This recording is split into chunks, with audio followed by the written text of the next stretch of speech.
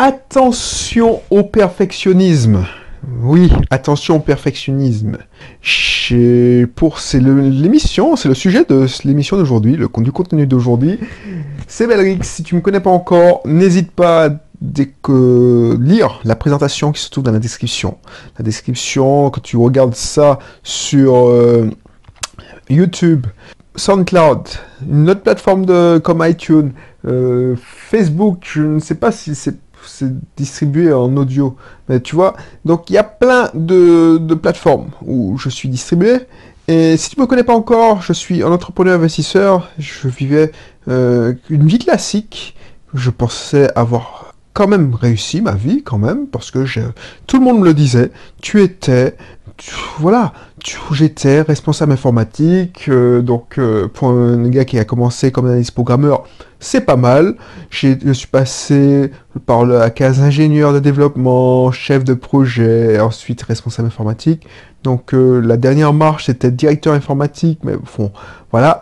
Et voilà, c'était bien, j'avais un salaire confortable, mais j'avais pas tout, c'est-à-dire la liberté. La liberté est maintenant quelque chose d'important pour moi, et surtout la liberté de travailler plus proche de ma famille, parce que j'ai la chance encore d'avoir mes deux parents vivants au moment où j'enregistre cette vidéo.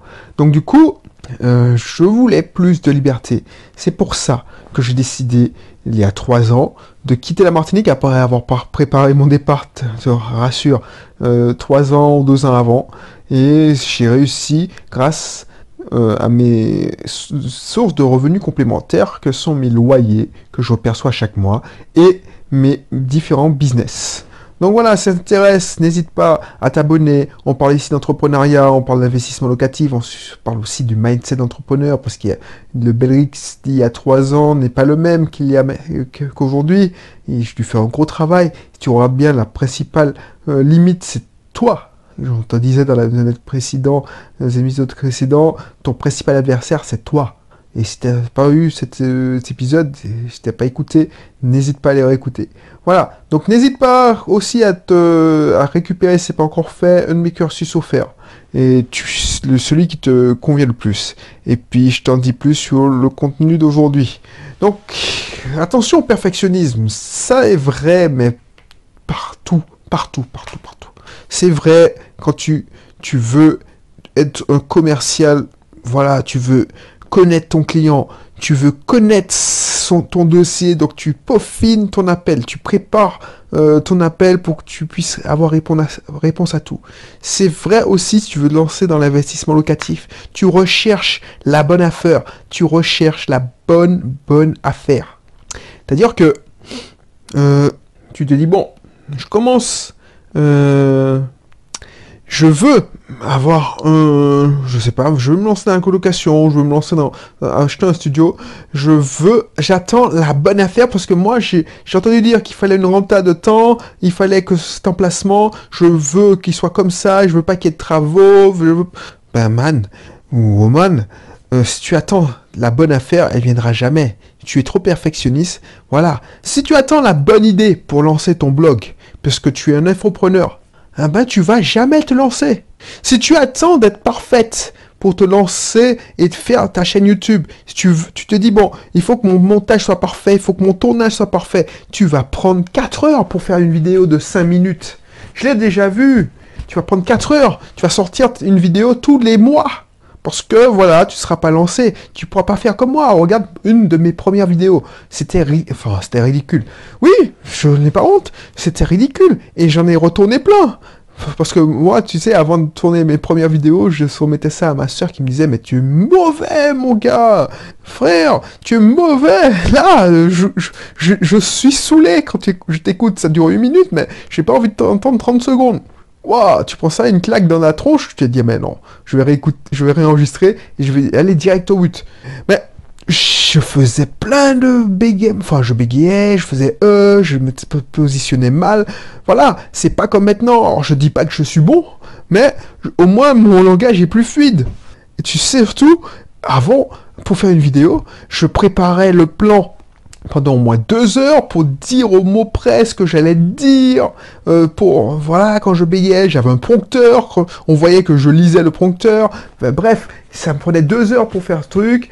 Et ensuite, ça me prenait 2 heures pour reprendre, parce que à chaque fois que je ripais sur un mot, ah bah tu vois, je recommençais. Du coup, je passais encore 4 heures au montage, parce que pour rattraper ça au montage, c'était chaud. Waouh! Ensuite, je faisais tout moi-même. Ça prenait facilement 3 jours pour faire, allez, 2 jours, allez, on va pas exagérer, 2 jours hommes, c'est-à-dire l'équivalent de 14 heures de travail pour faire une vidéo gratuite. Mais c'est monstrueux. Et tu sais pourquoi je fais ça? Parce que je me focalisais sur le contenu gratuit. Alors que c'est gratuit, tu n'es pas payé pour faire ça. Ça sert seulement à prospecter. Un prospect ne vaut moins cher qu'un client. C'est ça qui est important. Donc, maintenant que j'ai compris ça, je préfère passer ces 2 jours ouvrés à travailler une page de vente qui peut me rapporter gros. Mais une vidéo YouTube, surtout si tu vois que tu fais que 50 vues, 30 vues, tu te fais chier pour rien. Et ce que les gens qui se lancent dans le blogging, et j'ai fait cette erreur, c'est pour ça que j'en parle, je suis bien passé pour en parler. Quand j'ai commencé, c'était l'écrit. Tu passes 2 jours, allez, ouais, 2 jours à passer sur un article. Mais au début, personne ne consulte tes articles. Au début, j'ai commencé à lancer ce podcast, personne ne m'écoutait mes audios, je sortais nulle part. Je recommence à zéro. Donc du coup, c'est pas la peine d'être perfectionniste, surtout au début. Tu vas me dire, oui, non, mais il faut que je me foute pas la honte. Mais man, personne ne va te voir. Donc lance-toi. Tu vois, moi, ce problème, même si j'ai vite été, je suis pas perfectionniste. Donc ça, c'est pas un de mes défauts. Tu as pu le remarquer, je suis pas perfectionniste. Je ne me fais pas chier, par exemple, sur des sites. Je me fais pas chier. Donc, si tu veux quelqu'un de perfectionniste qui veut... Non, là, si tu viens, on travaille ensemble. Par exemple, tu prends mes activités, tu vas dans mon club privé et qu'on va aborder le montage de son blog, tout ça, eh ben, tu verras, je te dirai, prends un web designer. Je sais, je connais mes limites, je sais mes forces. Mes forces, c'est de savoir bien détecter la niche, bien conseiller, bien savoir ce qui va fonctionner ou pas. Mais il suffit que le beau, non, je ne sais pas faire. Et j'ai toujours été clair. Donc du coup, voilà, si tu veux faire du dropshipping, tu veux faire un commerce en ligne, les visuels, c'est hyper important. Donc c'est pas sur moi, moi je pourrais t'accompagner sur d'autres choses. Stratégie, mais pas sur ces trucs-là. Bref. Et tu vois, je vais te citer je te donne une citation de Zig Ziglar, c'est un Américain. Alors, je vais pas te le faire en anglais parce que voilà, je suis nul en anglais, mais anything worth doing is worth doing poorly. C'est-à-dire que tout ce qui vaut la peine d'être fait, vaut la peine d'être mal fait au début, en attendant d'apprendre de le faire bien.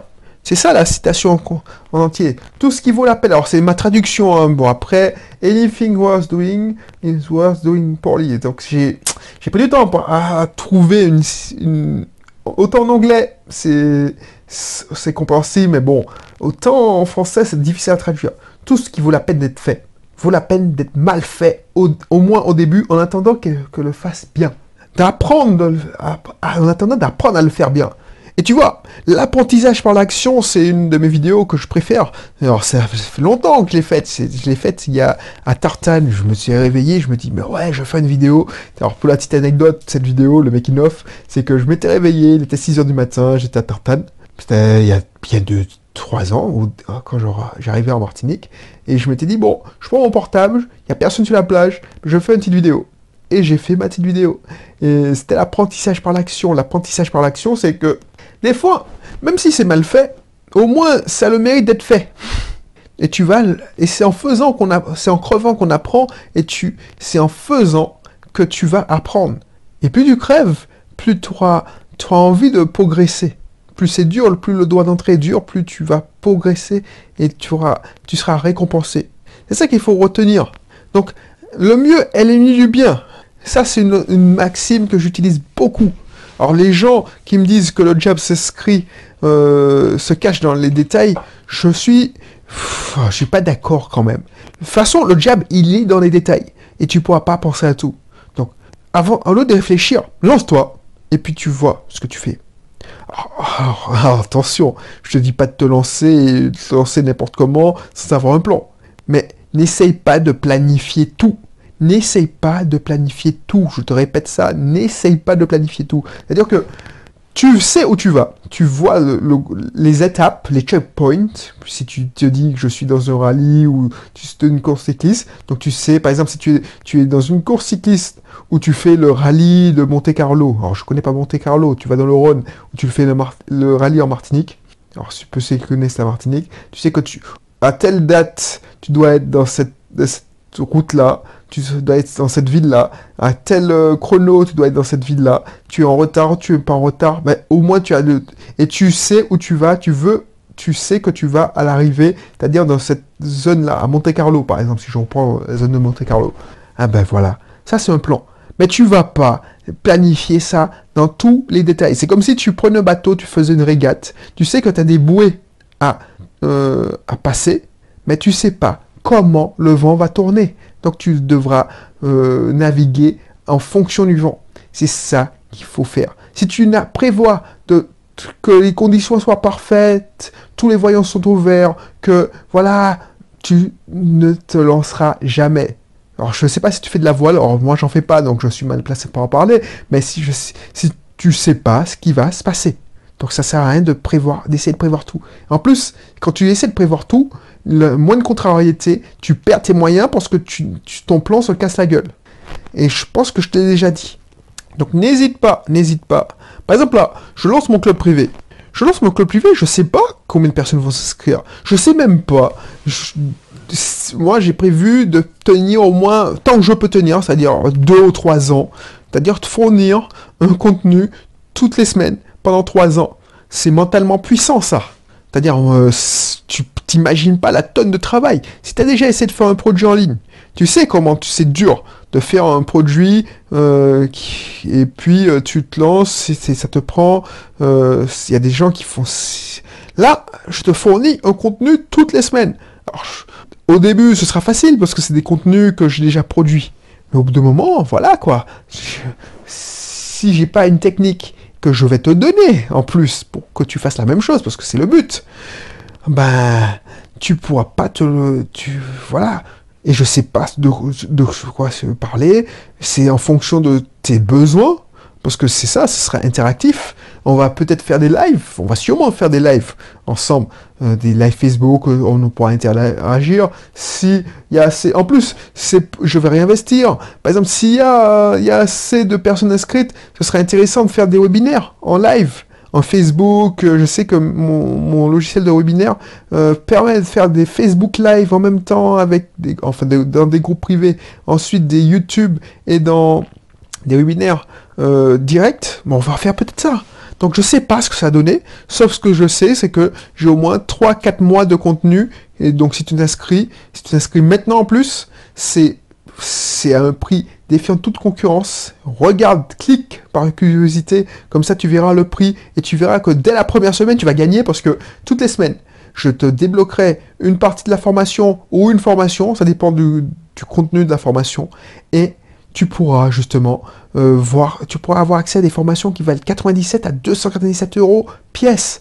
Donc voilà, ce sera, et plus tu resteras longtemps, plus tu auras des formations qui seront chères, qui valeront cher et qui t'aideront à avancer. Le but, c'est de créer des partenaires, des gens qui puissent avancer avec moi, qui puissent, voilà, là maintenant, je suis dans une phase de transition, de transmission. Alors, je ne dis pas que parce que, voilà, au bout d'un moment, voilà, tu as envie d'aider. Je commence à... Alors, tu m'as dit que je suis jeune, je commence à approcher la quarantaine, mais sur Internet, c'est vachement vieux. Le Base of Team a 10 ans.